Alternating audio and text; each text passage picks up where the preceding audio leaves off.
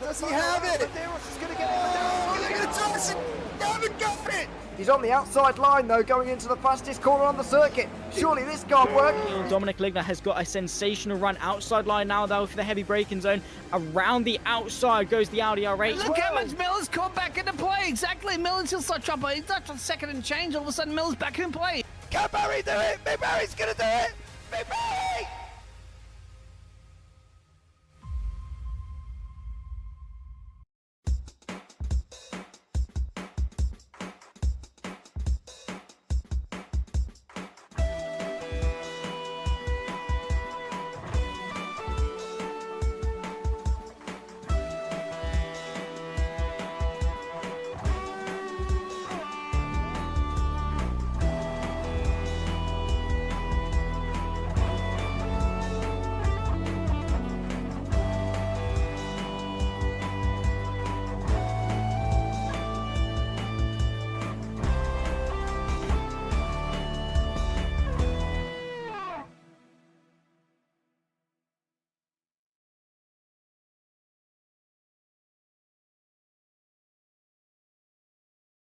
Hello and welcome to the Virtual World Sportscar Championship historic event of 1985. Round 3 of the championship takes us to the Tuscan region of Mugello in Italy. I am Tom Cairns in the commentary position. With me is Ed Hunter, who we'll speak to in a moment.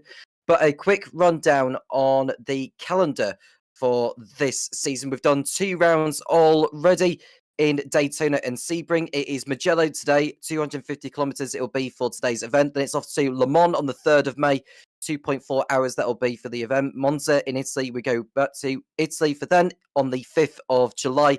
It's off to Silverstone in Great Britain later that month on the 26th, and it's off to Hockenheim in Germany on the 8th of August. And it's to Motorsport Park in Canada on the 23rd of that month, and it's off to Spa on October the 4th, then it's to Bruntatch on the 18th of October, then it's to Fuji, Japan at the beginning of November, and the season will conclude in Sandown on the 6th of December. Now, as far as this Mugello course is concerned, it's a very, very nice flowing racetrack. It has to be said, 5.24 kilometers or 3.25 miles if you prefer, located in Scopria e San Piero. 15 corners in total. The most designated overtaking areas is pretty much down at San Donato, although don't be at all surprised to see drivers sending it up the inside at other corners around the racetrack. Now, in case you're wondering what is that orange section, for the first lap, there are no active overtakes for that particular section of the course. Once they go past turn 9, then active overtakes can take place. Before we run down on the championship stand-ins, let's introduce Ed Hunter, who's patiently been waiting. Good evening, Ed. How are you, sir? I think you're ascribing a virtue that I don't necessarily feel sometimes in commentary, Tom, but that's very kind of you. Yeah, it's great to be here.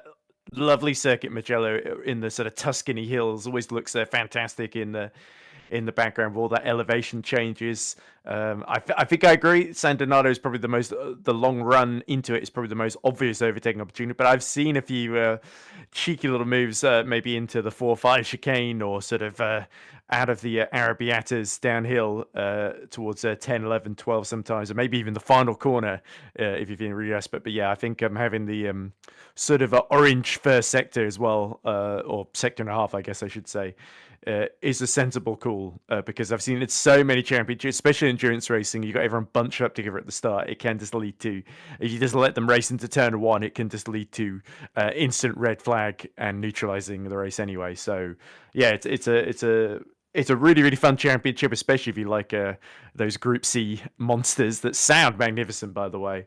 And yeah, we're going to be hearing a lot of them here in Mugello. We're going to be hearing a lot of them over the course of the next couple of hours. We've just got around about 2.5 minutes to go in qualifying. But the keys to the race setup is for mid-speed cornering. So it's going to be a mixture of cornering speed and straight line speed, especially down that long start-finish straight towards turn 1 of San Donato. There's a few passing opportunities. We've mentioned them where they are. So San Donato is going to be the most designated place to get it done at. But we could well see some go for it at the last corner of Pacini, where before the corner undulates down to the start-finish straight. Now, in terms of the weather, we're going via the live weather of Mugello. It is overcast. There is no rain in the air at the moment, but there is a possibility of rain hitting the circuit as the race continues to progress. So don't rule the rain out by any means. Let's have a run, and also on the strategy side of things, no pit stops are expected, but in terms of the fuel consumption side of things, the target is 2.55 litres per lap, Ed. So the drivers are expected to fuel save as the race goes on. It is 250 kilometres, so there's going to be a lot of fuel saving for absolutely sure, Ed. What do you reckon?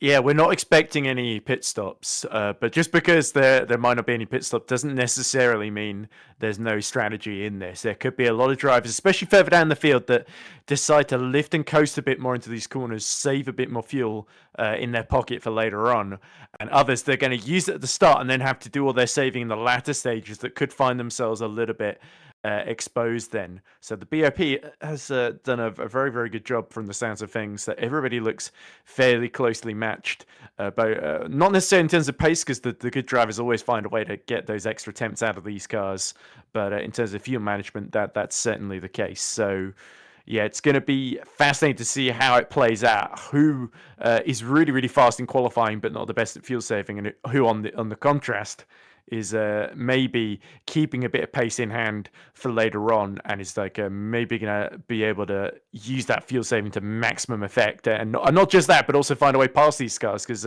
Mugello, we talked about overtaking. It can be a little tricky around here at times.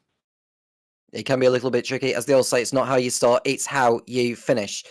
And we've got some championship standings to look at as well, because we've got a few changes to where drivers are at in their respective classes. But showing in the pro class that GT Tammy is top of the timing pages there, as he looks to extend that. We've got Becky Ely Clark, who has been moved over from Pro-Am to Pro.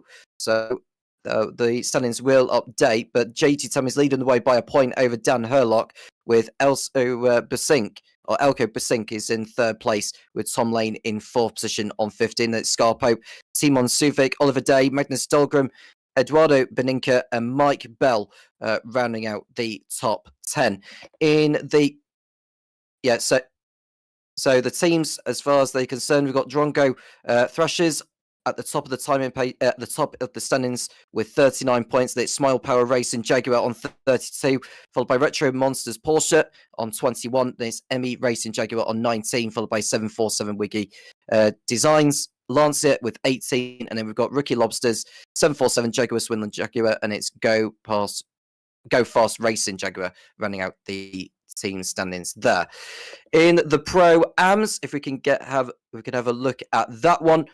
Becky Lee Clark is shown on there, but she's moved over to Pro, so it should be Robin Molin, in fact, Robin Molin's also moving to Pro, because he's joining alongside Elko Basink in Retro Monsters. So that should mean that Ross Smith is top of the standings with 22 points, with Joy Oyen ahead of Antonis Papanopoulos, John Oyen, Adrian Rice, Oliver Newman, Luca Tavanari, and Yuki Takanashi rounding out the top the drivers' point standings there.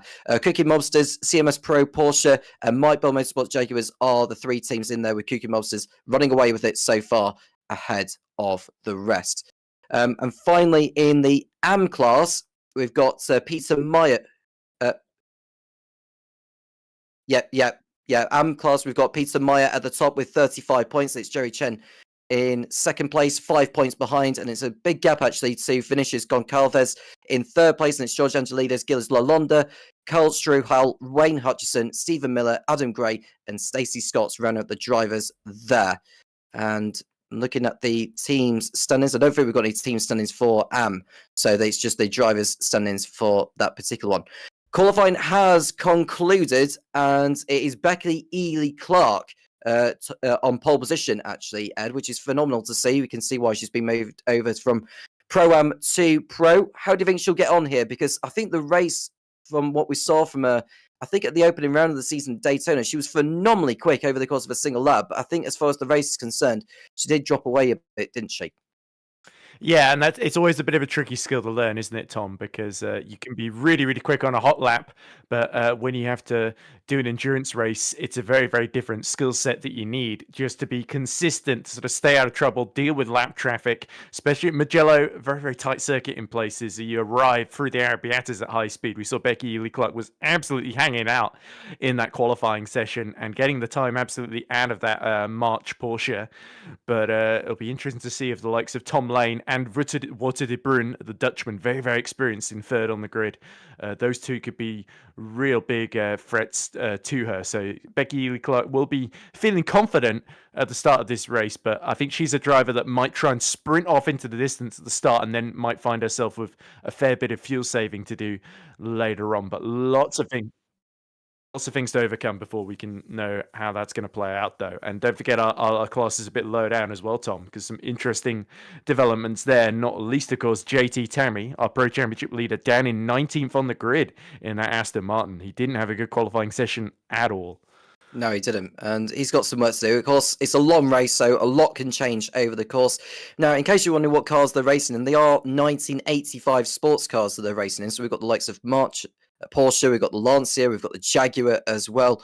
In case you're wondering what Jaguar is, so there's like a Jaguar XJR6 that some are using, including Magnus Dahlgren, who's running that. You've got Timon Suvic, who's running in the Pro class. He's running in that particular Jaguar. And in regards to the others, got a Lancia LC2, which Eduardo Beninca is using, likewise for Oliver Day. What do you make of these machines, then? Because they are absolutely magnificent, as you rightly look forward to, as you rightly said earlier. But yeah, absolutely wonderful to see on circuit. Well, I think I might hold off answering that one and hand over to Ross Smith, fresh off for qualifying off fourth on the grid, leading, of course, at the very start of this race in the Pro-Am class. So welcome to the booth, Ross. You got any takeaways that we should look out for before this gets underway? Oh, thank you, gentlemen. And Ed. Yeah, it's a March 1-2 front two rows here, as to be expected. The March is extremely fast in qualifying trim, so it's totally unsurprising to see them up there. The Lancia is also very close with the turbo. I'd say for today's race, kind of going back to your car discussion, you're going to see the 956s and the Jaguars be pretty strong. The Lancias are going to be really strong too. You've got two really good drivers in there, Beninca and Kirsten. Both of them will be very quick, and don't count out Oliver Day. He's a bit of a wild card. He can certainly throw down some extremely fast laps. It's just sometimes, if he gets a little distracted or something, that can throw him off. But the 956s, I mean, they're going to have really good pace throughout the entire stint. So I think realistically, it's going to come down to tire management and of course fuel management is going to be a big one. Who's going to be able to do proper lifting coast and make sure they've got enough going to the end?